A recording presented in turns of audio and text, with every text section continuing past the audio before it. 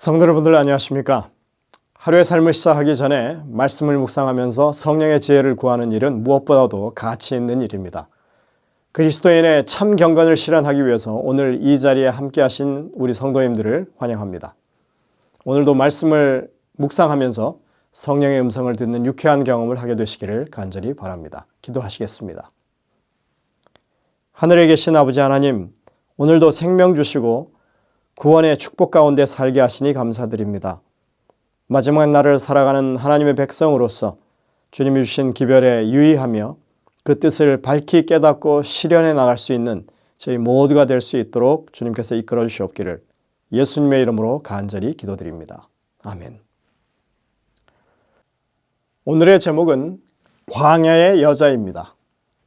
계시록 12장부터 14장에 이르는 세상의 마지막 영적 전쟁을 다루는 예언 속에서 다니엘서의 예언과 연결되는 점을 찾는다고 하는 것은 결코 놀라운 일이 아닙니다. 하나님의 예언은 일관되고 상호 보완적인 것입니다. 우리는 오늘 그 부분에 대해서 좀 더 자세히 알아보게 되겠습니다. 계시록 12장 6절에 보면 여자, 즉 하나님의 교회가 예수님의 승천 이후에 어떤 일을 겪는지를 설명하고 있습니다.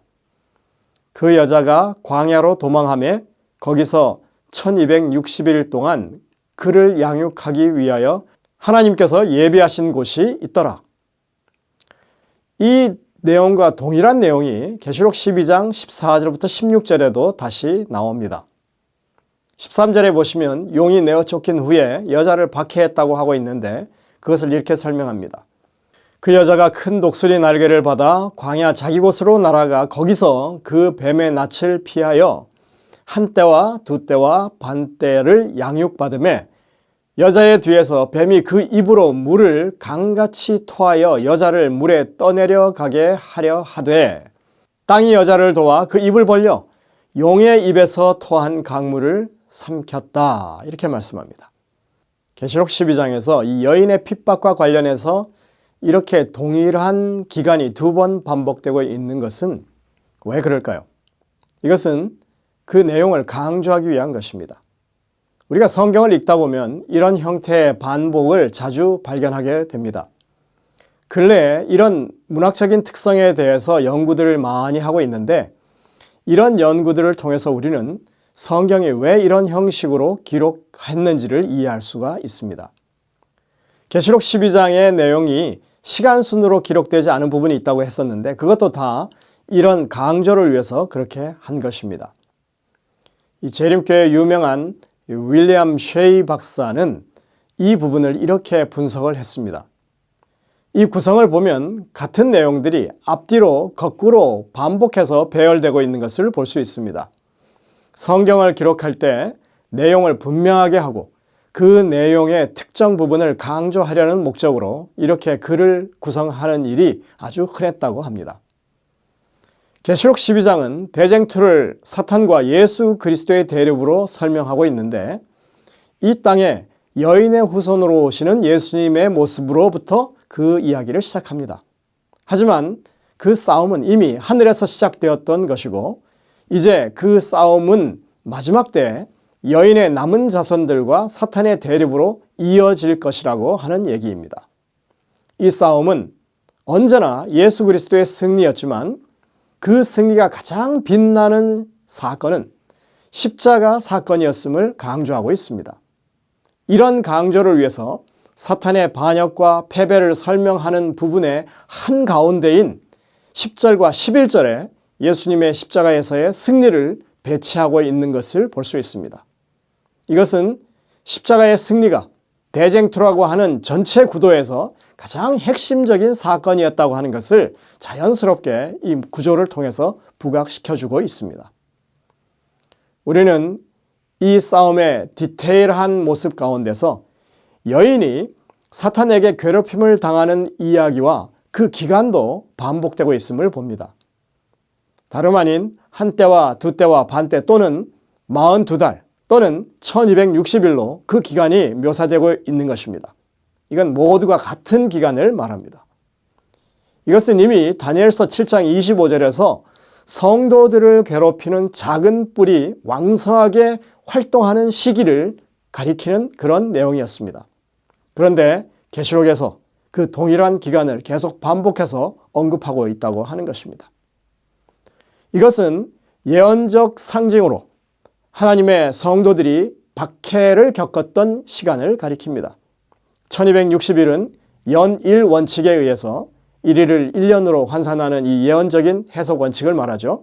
그 연일 원칙에 의해서 1260년간의 시간으로 적용할 수 있습니다.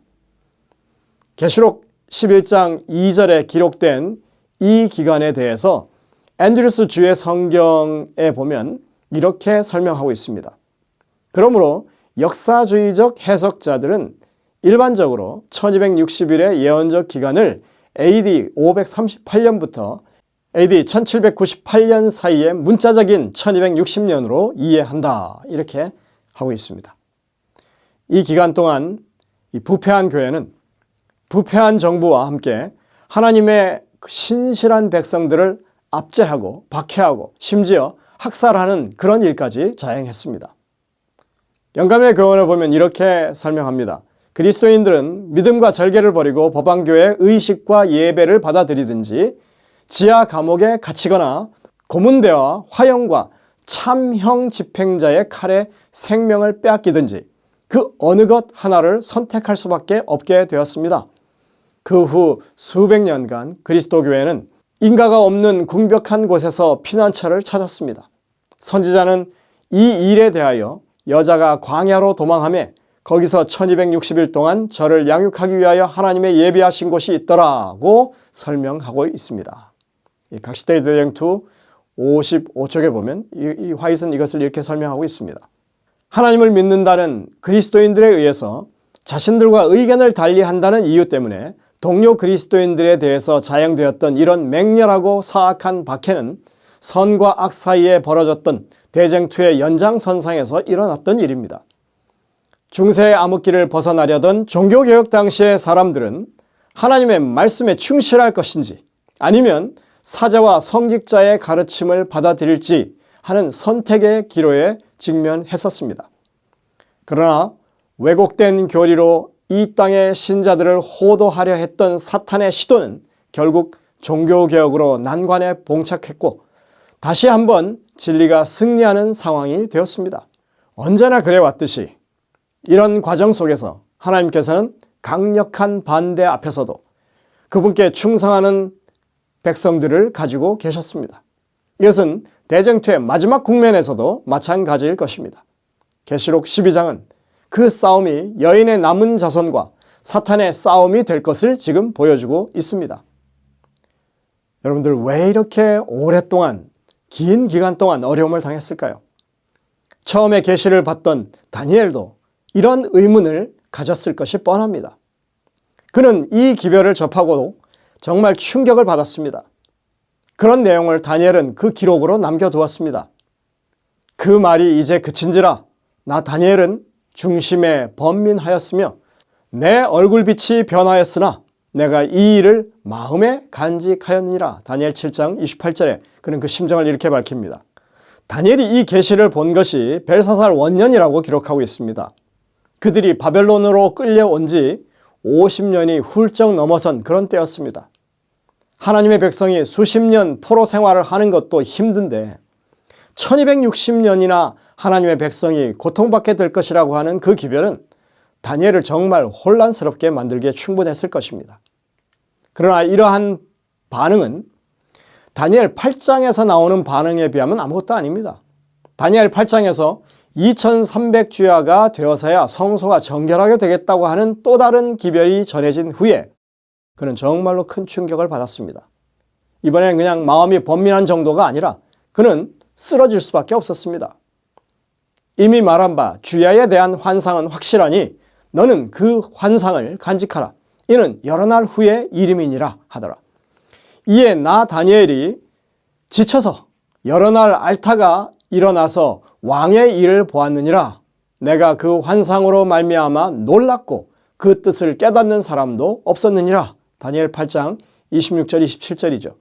사실 이전 개역 성경에는 그가 혼절해서 수일간 알았다 이렇게 표현하고 있습니다. 여러분들 얼마나 충격이 컸을까요? 하나님의 백성 이스라엘이 약속하신 대로 회복해서 다시 나라를 재건하는 일이 평생의 소망이었던 위대한 정치가 다니엘이 아니었습니까? 어느 누구도 수천 년에 걸친 하나님의 구원을 그 계획을 다 이해할 수 없습니다. 1260, 2300이라고 하는 숫자가 도대체 무슨 뜻을 담고 있는지 수세기에 걸쳐서 사람들은 이 수비학이라고 하는 것을 통해서 그 이유를 찾고자 했지만 해답을 얻지 못했습니다.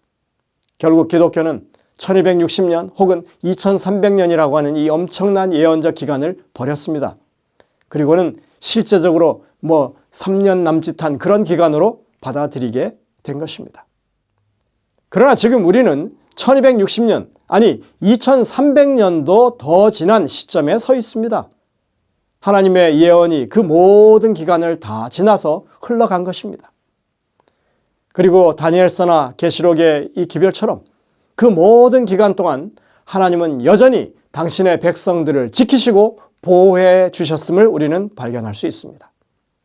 우리는 1260년간의 이 박해와 핍박을 설명하는 구절들 가운데서 하나님의 돌보심에 대한 더할 나위 없이 고무적이고 마음을 사로잡는 표현들을 발견할 수 있습니다. 광야에 하나님의 예비한 곳이 있었다.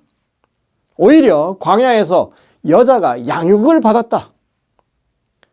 위험 상황에서 땅이 여자를 도와서 그리고 그 물을 삼켰다. 이런 표현들은 극심한 박해가 계속되었지만 하나님은 여전히 당신의 교회를 보호하고 인도하셨던 것을 보여주는 것입니다. 이 역사적인 기간은 엄연히 흘러갔고 굽이굽이 하나님을 돕는 손길과 인도하시는 손길은 끊이지 않고 그들과 함께했다고 하는 것입니다. 무엇보다도 이 지긋지긋한 장구한 싸움 속에서 예수 그리스도의 십자가 사건과 승리는 모든 세대마다 핍박 가운데서도 승리를 거두는 하나님 백성들의 가슴 한가운데 빛나고 있었다고 하는 사실입니다. 요한계시록 12장 이 대쟁투의 기록은 그러한 사실을 새삼 재확인시켜주는 말씀들입니다.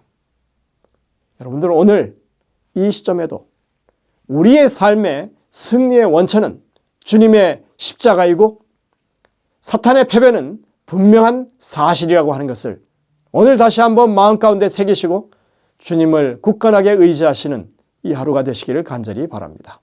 기도하시겠습니다. 하늘에 계신 아버지 하나님, 예언을 살피며 주님께서 우리와 얼마나 밀접한 관계를 가지고 계시는지 다시 한번 확인할 수 있게 하시니 감사드립니다. 오늘도 주님만을 의지하며 동행하는 하루가 될 수 있도록 이끌어 주시옵기를 예수님의 이름으로 간절히 기도드립니다.